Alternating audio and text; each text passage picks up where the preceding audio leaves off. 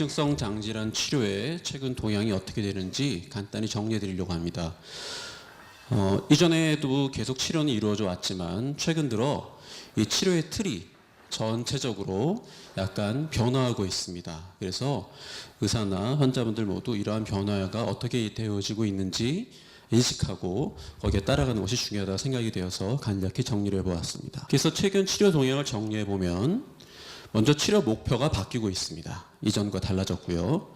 또 꼭 필요한 사람에서 적절한 치료를 보다 빨리 하자는 어떤 맞춤 치료가 제시되고 있고, 또 치료 중에 그냥 놔두는 게 아니고요. 필요한 검사들을 주기적으로 해서 치료가 잘 되고 있는지 중간중간 평가하는 것이 많이 강조되고 있다는 점이 새로운 동향이라고 할 수 있겠습니다. 먼저 치료의 목표가 달라졌습니다. 주세요. 네, 이전에는 아까도 말씀드렸듯이 빨리 증상이 없어지는 게 치료의 목표였습니다. 그것을 우리가 임상적 관해라고 하죠.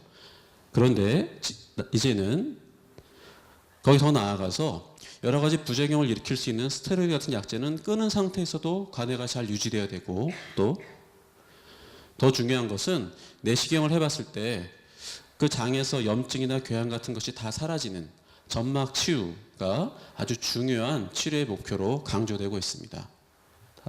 이를 통해서 궁극적으로는 입원이나 수술 같은 합병증을 방지하고, 이를 통해서 여러 환자들의 삶의 질을 향상시키는 그런 목표를 향해서 우리가 지금 나아가고 있습니다.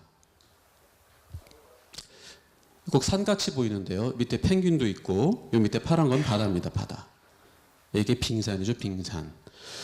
왜냐하면 그렇게 치료의 목표가 바뀌는 이유는 우리가 겉으로 드러나는 증상은 그야말로 빙산의 일각이라는 것이죠.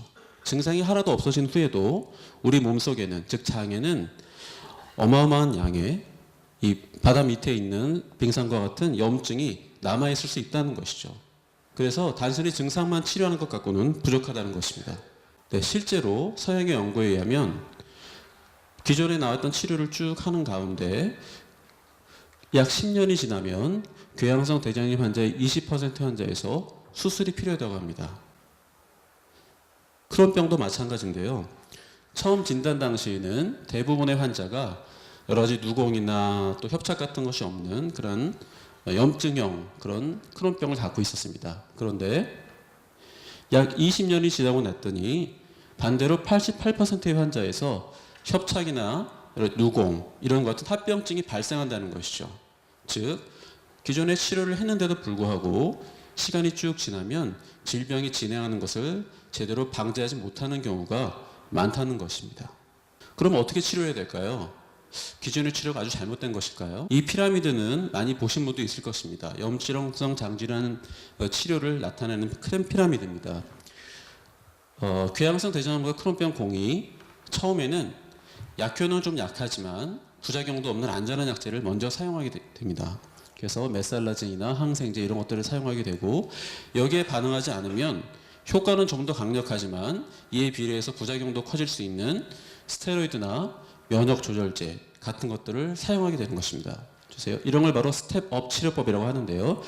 약 10년 전부터 생물학 제제, 즉 레미케이드나 휴미라 이런 항-TNF 제제들이 개발되어서 임상에 도입이 되면서 좀 더 큰 효과를 보고 있고, 또 아까 질병의 경과를 막지 못했던 것을 이러한 약제들이 막아줄 수 있지 않을까 기대가 되고 있습니다.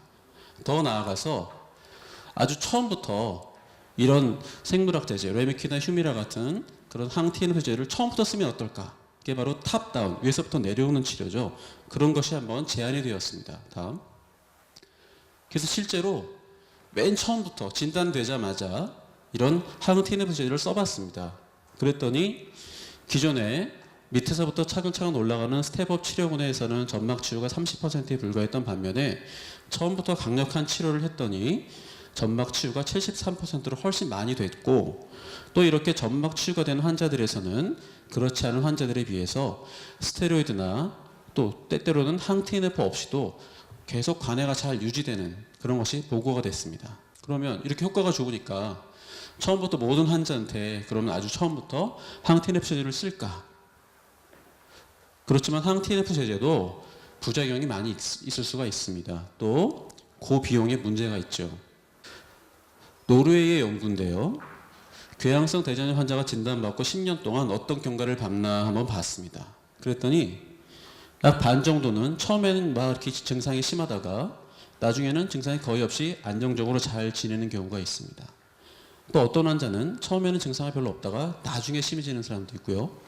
어떤 사람은 내내 이렇게 증상이 막 심한 그런 사람도 있다는 것이죠. 즉 모든 사람이 똑같은 경과를 밟지 않더라는 것입니다. 크론병도 마찬가지죠. 그래서 모든 사람한테 일률적인 치료를 적용하는 것이 아니라 좀 더 심한 경과를 밟을 사람들을 대상으로 처음부터 좀 더 강력한 치료를 하면 어떨까?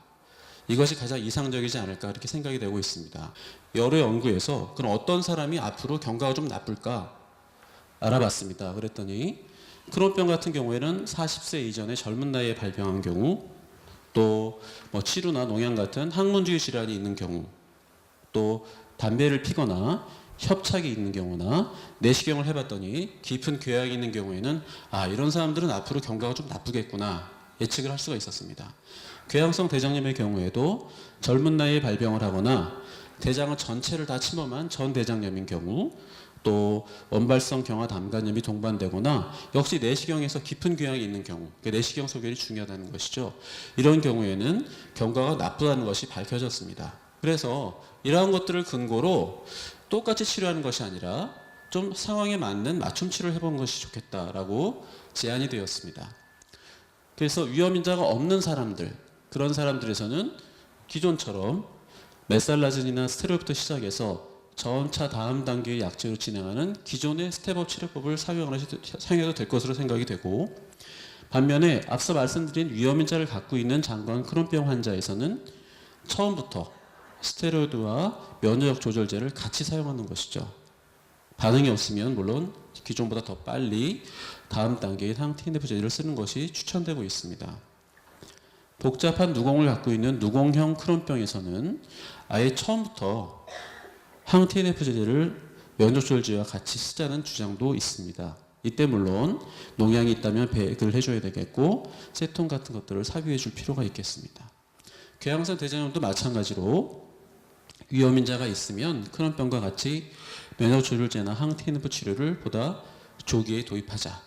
이런 맞춤 치료가 제한되고 여러 가지 아까 말씀드렸던 보험상의 문제나 이런 것들 때문에 임상에서 완전히 적용하기는 어렵겠지만 앞으로 이러한 전체적인 방향으로 나가야 되지 않을까 그렇게 생각이 됩니다. 다음.